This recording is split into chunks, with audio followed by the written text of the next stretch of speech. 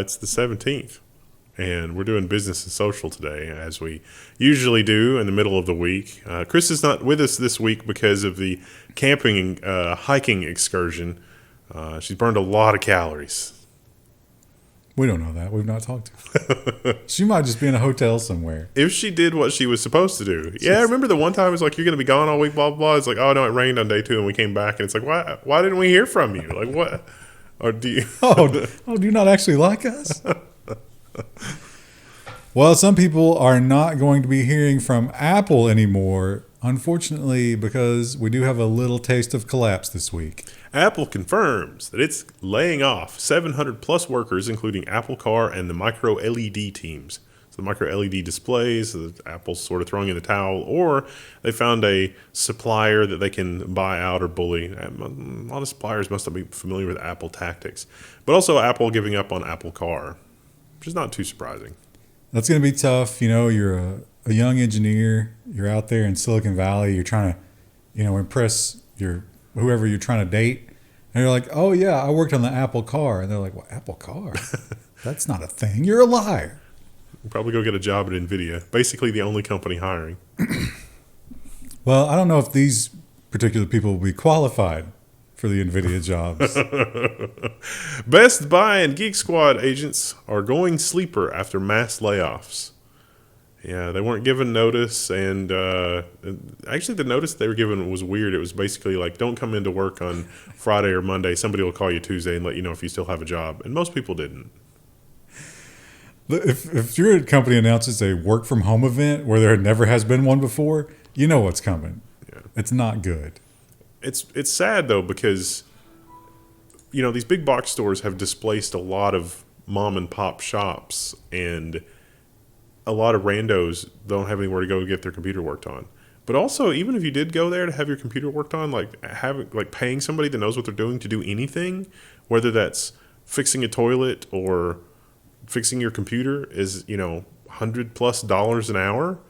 And if you could buy an entire computer for $300 versus your computer that you bought for $300 5 years ago that you have nested in for the last 5 years, and somebody has to unpack that just insane hoarder thing that you've done inside your computer, that's going to take a long time.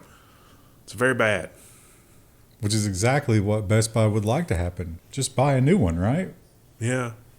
So it's kind of like, we don't want to employ somebody that can actually unmess this, because then you would stop buying new computers, which is bad for Best Buy. It's bad for everybody. Well, buying a new computer is good for Best Buy, but it's bad overall for everything, including the country and the future. And it seems that more and more people are getting a little bit concerned about the direction that we're going as a country, as a people. CNBC has the headline, "The Rich Are Getting Second Passports, Citing the Risk of Instability." This article has fallen into the trap of the wealthy, which is the wealthy are absolutely getting second, third, and fourth passports, which is what this talks about. But it's not because of climate change or the impending economic collapse or social unrest or anything like that. It's so that when the government says, "Hey, all this money that you took for we need it back." Oh yeah, we're out of money completely, and people aren't loaning to us anymore. So we're going to take your money out of the bank. Which, if you think that's crazy, Google bail-in, because that's the plan for the next one. Officially, that's been announced. And we have some interesting new hardware releases this week, and this one is clearly fueled by desperation, because Apple is not a big player in the AI game, and they need to be. Apple's upcoming M4 chips bring AI to its entire line of Macs. Here's when they're expected. And so this is talking about little hardware changes that they're making to the M4. But macroscopically, when we look at the ARM architecture and the hybrid VRAM and system RAM as one thing, that is actually kind of innovative that Apple has been able to do that on the scale that they have done it. That's a large part of the success, I think, of M1 and that sort of thing. It's just that Apple doesn't have enough programmers working on this. If you're going to do the AI thing on your current M1, M2, M3, you got to port it to Metal or OpenCL, and it's not exactly a first-class experience.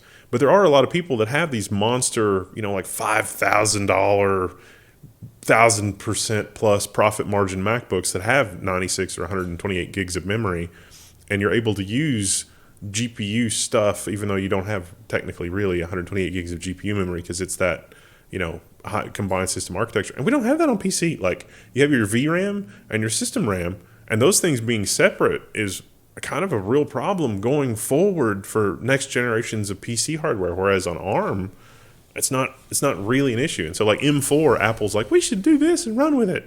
But that it hasn't been as, like, it should have been head and shoulders better than it is on the M1 through M3. And so the M4 is really just shoring up something Apple should have seen coming a mile away by adopting the architecture that they have. Sorry.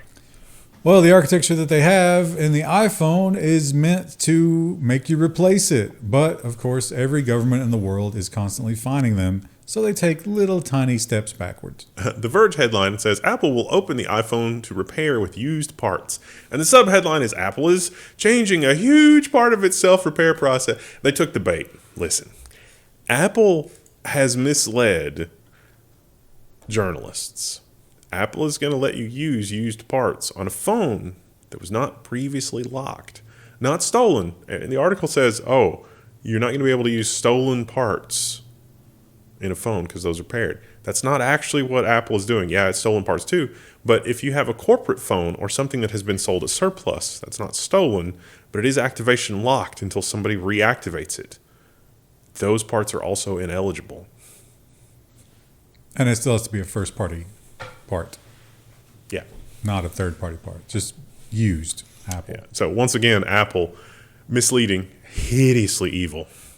It's like, do you know how Verizon was compelled by law to have a number that you could call to unlock a locked cell phone? Apple doesn't have that. Well, what they do have is a terrible invention that even the most hardcore among their cultists seem to be rejecting. Apple Vision Pro users complain of black eyes because they're wearing it too tight, or it bruises you weirdly, or it doesn't fit the way that you need it to.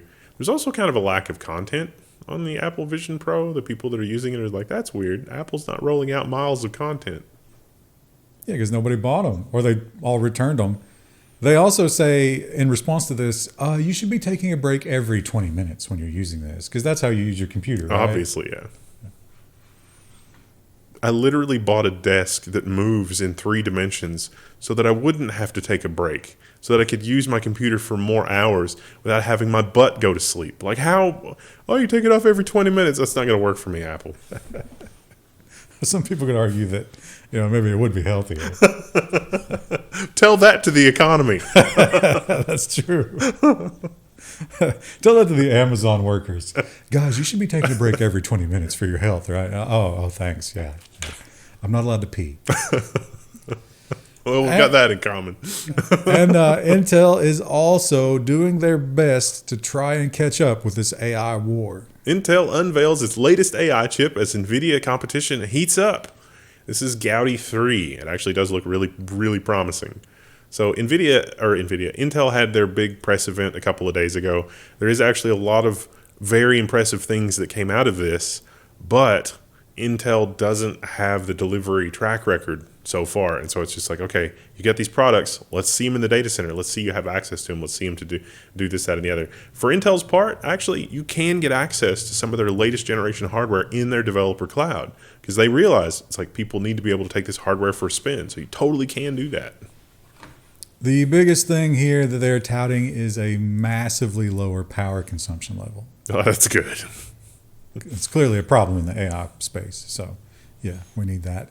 These chips are not known for their low power consumption. Uh-oh. Something has died. We'll just give it a second. It's not this PC. No, it's the one over there. So it turns out, chat, if you've got a lot of Threadripper machines that need over 1,000 watts of power and you just leave them running, the battery backups really don't like that when they have to test themselves. It sort of murders the batteries a lot. This is a really poor experience for you right now. They could probably only just barely hear it. Oh, no, it'll stop. Don't make me go hit the button. Right. So power. Intel trying to lower the power in the data center, but the desktop chips they sold you, not low power, and perhaps have other problems as well. Intel is investigating games crashing on 13th and 14th gen Core i9 processors. This may be something related to the memory controller or specifically Unreal or Fortnite or specific games. We don't really know. This wasn't updated at the time we're recording this, but it may be overclock related, or it may be just like the worst case scenario is the chips are aging in weird ways, so you'll have to mail it in for an RMA replacement. But that would be bad news for Intel because that means that they're driving some of these chips too hard and they're failing prematurely. And our final entry in the please let us be an AI competitor race. Google announces Axion, its first custom ARM-based data center processor. Everybody is getting in on the ARM processors for the data center. Amazon with Graviton. I mean, it's got to be like, there's a ton of Ampere stuff out there too. So ARM is the belle of the ball. And it's not just in the data center because, of course, Apple brought it into the home and everybody's going to follow them. Microsoft is confident Windows on ARM could finally beat Apple. Microsoft sort of famously beat Apple to the ARM in a portable with the Surface X. They beat the M1 by about 6 months, 4, 5, 6 months, something like that. And Microsoft sort of lost the plot. They forgot that people actually wanted a good experience from their portable devices, not the cheapest device possible. And so the Surface X failed spectacularly. This is kind of the Surface X do-over edition where they're saying, no, we actually want to build a premium experience in an ARM-based device. Maybe they won't fail this time, chat. And when it comes to rolling your own artificial intelligence, you probably can't afford the H100 that you're going to need. And so what can you do at home? Well, maybe you can do some stuff to squeeze as much as you can out of those AMD and Nvidia cards. H100, ain't nobody can afford the A100. Might be able to get a V100, maybe. Maybe you can on get a payment plan. Maybe you can get a 4090. Interestingly here, you can get a 4090D if you're in China. But how are you going to unlock all of that? Well, AMD, amazingly, is just like, yeah, bro, you can do it. The Register's headline is AMD to open source micro engine scheduler firmware for Radeon GPUs. And this is all thanks to peer pressure. This is the tiny little pebble that started the snowball was from us. Like doing VFIO and all of the stuff that went into that and like vendor reset. That was our community trying to use these GPUs for VFIO and everything. So here we have the AI people coming along saying, well, there's an awful lot of compute in these GPUs that is all locked up behind the gaming stuff. We want direct access to them. So George Hotz, the guy that rooted the Sony PlayStation stuff a long time ago, is sort of complaining loudly. And he doesn't 100% understand what he's complaining about, but he's a smart dude and he gets it. And so I really hope AMD embraces the things that they need to do here to open this up, because it's not going to hurt them competitively and it'll only make things more interesting in the market space. Well, interesting in the market space is a good description for these items. I was very hyped about this article because I just recently got a really, really crappy pair of wireless earbuds and I was like, I like this experience. Then I saw the price. I don't know that I'm willing to pay the price to have this level of repairability. Fairphone's Fairbuds are true wireless earbuds with repairable design and user-replaceable batteries, which is really impressive considering they're tiny wireless earbuds, that they're user-replaceable. They got a teardown here that shows you can replace the little case that has the second battery.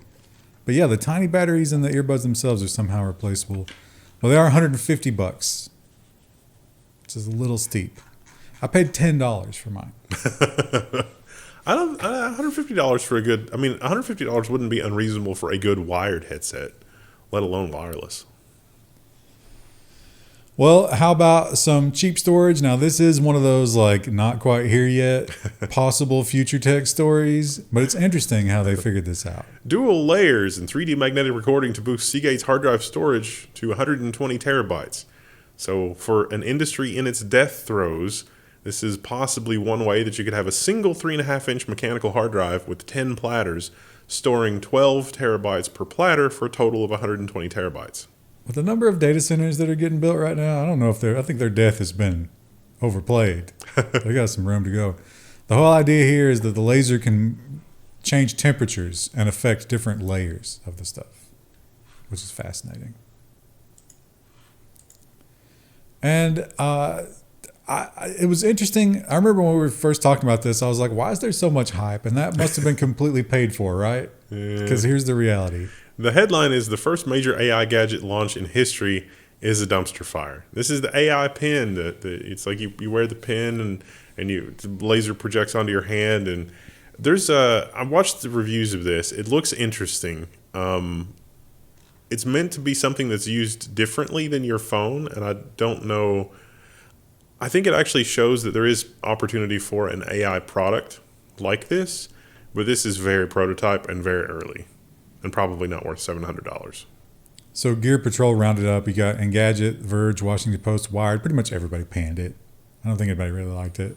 Too clunky and too limited. That is a nice succinct summary. Thanks, Wired. That also describes me.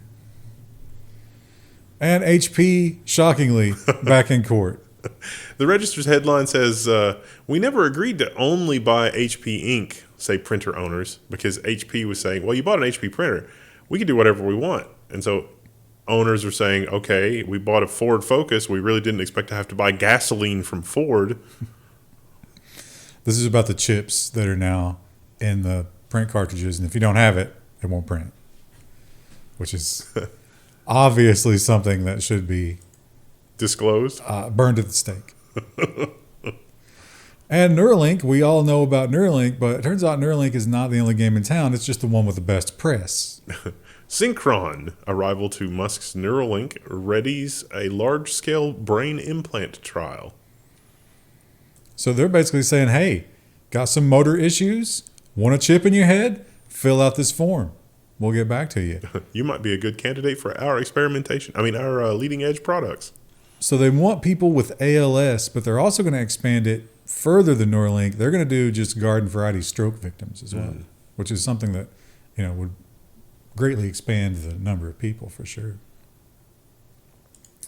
Interesting to see. I love the idea of people who have horrible injuries like that, getting a second wind. Playing, what did he play? Civilization? Yeah. For 8 hours.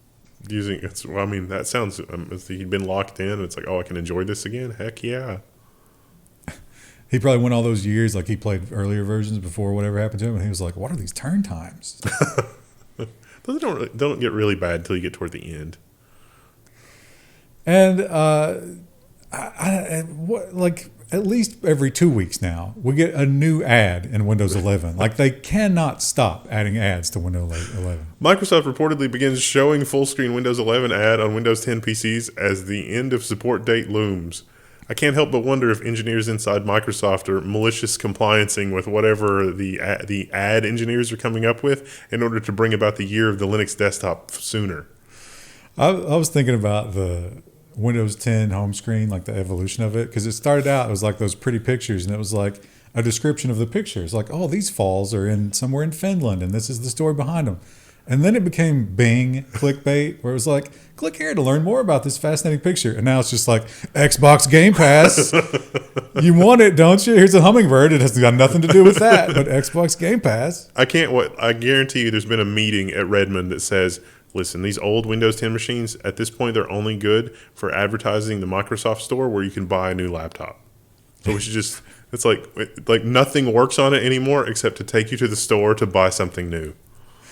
And the things that do work on it are systematically being removed so that they don't work anymore. New Windows driver blocks a software from changing the default web browser.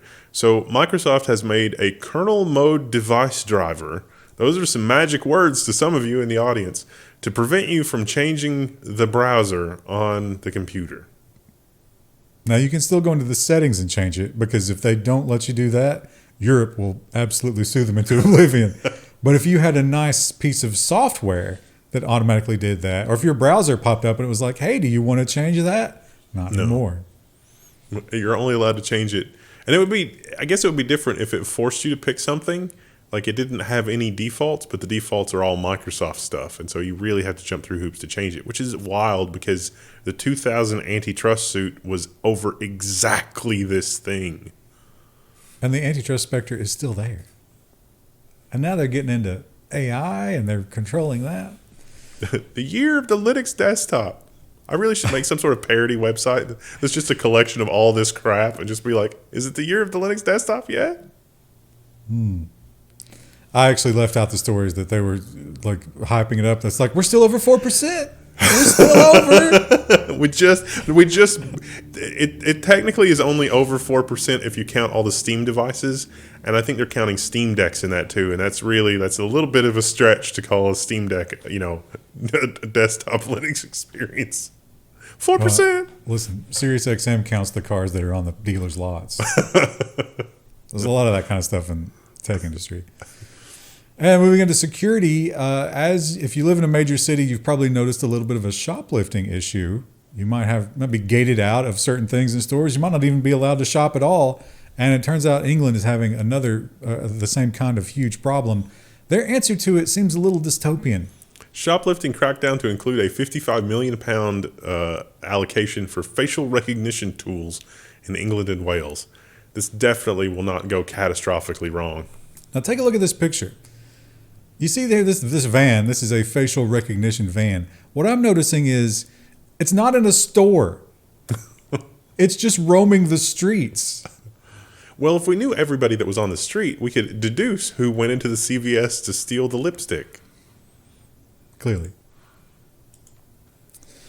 And the renaissance of AI has been amazing, but it's been really bad for all of the existing old robots because it exposed them for what they were, useless. Amazon has stopped paying bonuses to Alexa developers.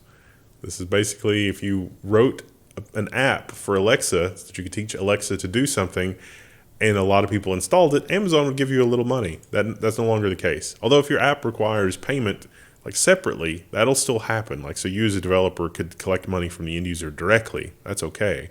But now Amazon's just like, well, yeah, congratulations, your app was successful. We don't care. So now you can sell apps to the 10 people left who have Alexas. And Apple, this one is a clear step back from them, from the line. This is something that they never tolerated. They are definitely in fear of those European regulators. Apple opens the App Store to retro game emulators.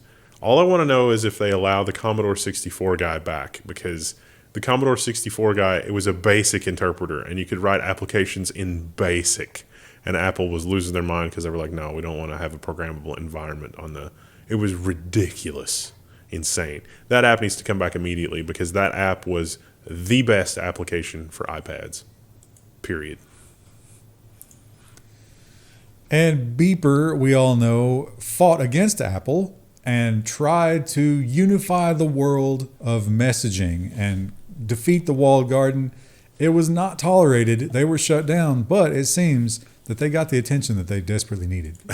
Beeper Mini took Apple's iMessage dominance on, and now it's been acquired. Somebody gave a lot of money for Beeper Mini, which is amazing because I'd say their prospects at monetizing in the future would be pretty limited absent some really serious antitrust enforcement action from some government entity.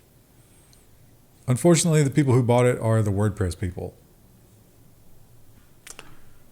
I hope it works out.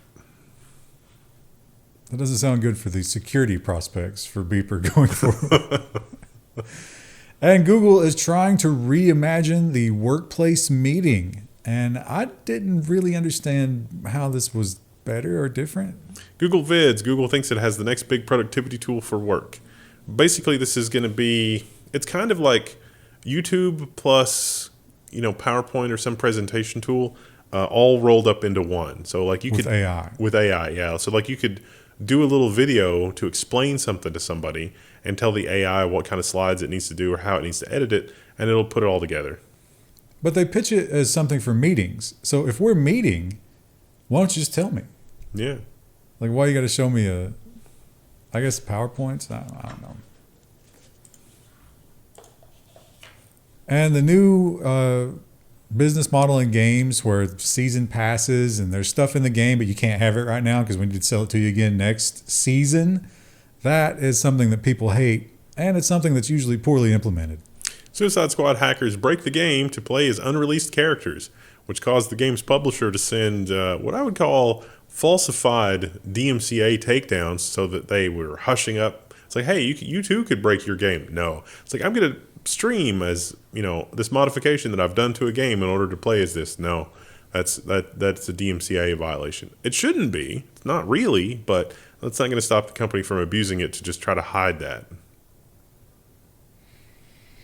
And Jack Ma. Remember Jack Ma?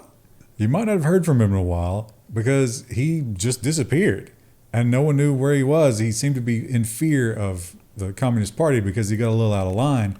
But now with the Chinese economy in free fall, it seems that they need a stabilizing voice. Alibaba shares jump after founder Jack Ma reemerges with praise of the Chinese giant's transformations. What are those transformations? To compete less with the Chinese Communist Party. I'm sure they're having a tough time. I think they were also going to split up the company too, right? That was one of the things.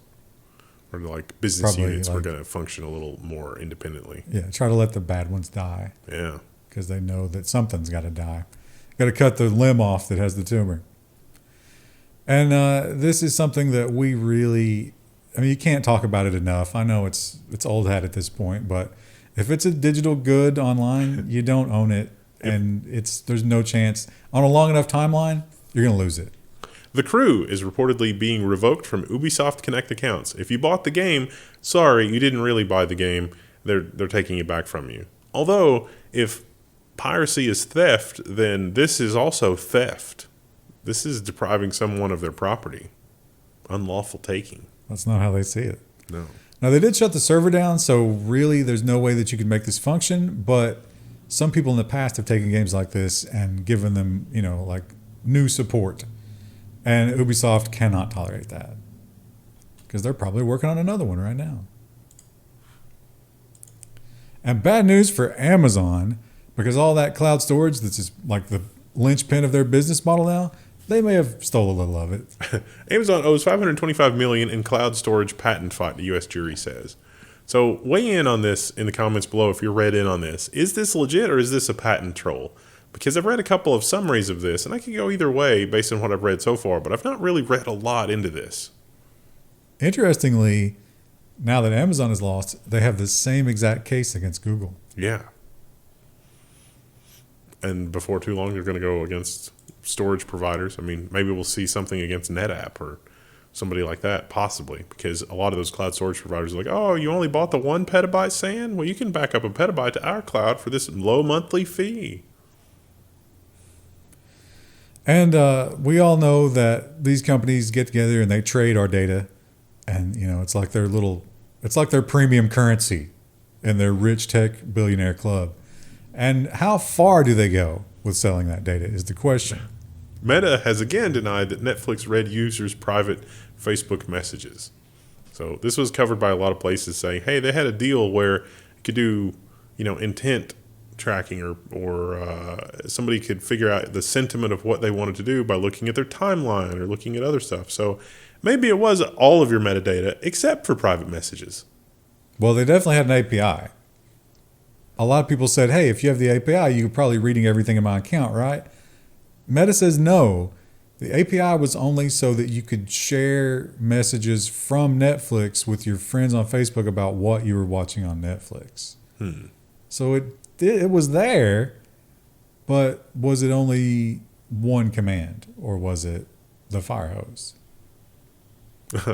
Before Cambridge Analytica, they said this would never happen. And then Cambridge Analytica happened and they said, whoopsie. And Meta probably on some level appreciates the existential crisis that is AI generated content and what that's going to do to their business model.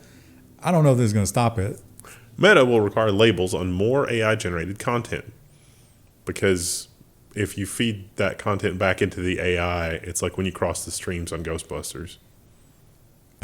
It's like eating your own poop. So you can flag this, but they also are going to have an automated system which will detect common AI artifacts and stuff like that. And then it'll auto flag it for you. I love that. There was a bulletin from the local university that was, hey, by the way, these tools that tell you if something was written by AI, they're not very accurate. Because apparently there was some controversy because people were just feeding everything to the AI, and it's like, I gave the King James Bible to the AI, and it was 71% sure it was written by AI. It's like, I think Ezekiel was definitely using a large language model. And so now this is an interesting, think about this, right? So when you read this headline, remember in the past when these companies said that it was much too much of a burden to try to figure out who was 16? yeah. But they have to know to do this. Yeah. Instagram is going to blur out nude images sent to teens in direct messages. So Instagram is implementing some stuff to make some changes about how things work. So you could argue based on this that it would be trivial for them to not targeted advertise toward those same people, right? Yeah. Because they're underage and you know they are. Yeah. That's weird how that works. And TikTok is the leader in social media right now, I guess. And we see all these headlines where people are like, it's bad, don't use it, we're going to ban it, whatever. It's not slowing them down. In the face of U.S. ban threats, TikTok's parent company is more profitable than ever. Why is it more profitable? Brand deals, eyeballs, exposure, ads, literally the laundry list of things that built Facebook and Meta and Google. So they went from 25 billion to 40 billion year over year, nearly double. That's a lot of dancing. And it seems that TikTok is following the same playbook of every other social media company, is to just all copy each other until there's one amorphous blob of social media. TikTok notes plans for a new photo-based social network, reports claim. This is going to be TikTok's version of Instagram. They're looking at Instagram and they're saying, hey, we could do that. And I think there is room for doing, the interior decorating and the look at my house and all that kind of stuff on Instagram is amazing. Some of the fastest growing accounts, it's all AI generated. It's like, look at this amazing cabin and then you look at it closely and it's like, wait a minute, this image is AI generated. Most people don't realize there's a lot of that kind of content that is rocketing to the top of everybody's feed on Facebook and other social media accounts. I had to deal with some of that insanity from my mom, and it is just nuts. It is completely nuts how much AI generated content is sucking up people's attention and they don't realize. It's also nuts the links that people will go to try and defeat that AI generated content, because it takes more and more extreme behavior to get noticed on TikTok. French woman found dead in Italian church was searching for ghosts in possible TikTok stunt, police say. Stabbed, shot, exsanguinated. Did you get that from the article? Yeah. Possible vampire involvement, like maybe not real vampires, but LARPing vampires. Yeah. It's a wild scene. I would say that's a confirmed haunting. You think she might have found what she was looking for? Yeah. Well, this man is never going to find what he's looking for, because he's a black hole of need for attention, and it gets him in court a lot. Elon Musk says that his post did more to financially impair X than it did help it, because he was on the stand in his defamation lawsuit. It's just like, I wasn't trying to profit from the controversy. I'm just an idiot, which is an interesting defense. And he admits that probably not good for his companies for him to be on Twitter, but he stands behind the whole, like, I don't tweet to improve my companies. I tweet to express myself. And that's all that matters to me. And that's probably true on some level, right? But also his alt account where he was tweeting as his son is like, that's pretty dark. There's a lot of dark in that man's life. And he is a kind of a signal fire, right, to the crypto bros and the other people. I think much like a lot of poor people who look at politics and they think like, oh, that's going to be me someday. Never mind that I'm 56 and I'm still, on welfare. Now, someday I'm going to be rich. A lot of people think that, like, yeah, I'm going to be a crypto billionaire someday. Clearly. AI-generated Elon Musk videos flood YouTube with fake eclipse streams to promote crypto scams. Because of course they do. Elon Musk does not need your money. Just focus on that. Although in that trial, he did say that he wasn't very liquid, which is... He could borrow. Yeah. I think his credit is quite good. But the interest rates are kind of high right now. It's like Again, I think he can handle it. Well, yeah, he's got stock, right? Yeah, I guess he could sell a little bit. He could sell that stock. Although even if he sold like $10,000 worth of stock, the anti-Musk people would probably come up and it's like, oh, Elon's trying to get out. And it's like, okay. I think it'll be all right. I'm not going to worry about Elon and his monetary situation. Well, we got a lot of stuff coming up on Friday. A lot of nonsense and other madness. AI is now the biggest section of the week every week. Well, it's because it's completely taking over the universe everywhere. Which is probably bad, but you need to know about it. You might not be able to stop it, but at least you'll be informed. Can you leverage it to your own advantage? Maybe you get an idea watching this program. Who knows? And we only take 10% if that happens. In the form of Patreon store. Actually, my wardrobe is lttstore.com. This is the stuff Linus You're sent me looking pretty because fresh I lost today. I lost. That's not a choice that I feel like you would have made on your own. No, Linus was like, "Here, wear some clothes that fit." I was like, "Thanks, Linus. I appreciate it. I really do." All right, we'll see you Friday. We'll see you Friday.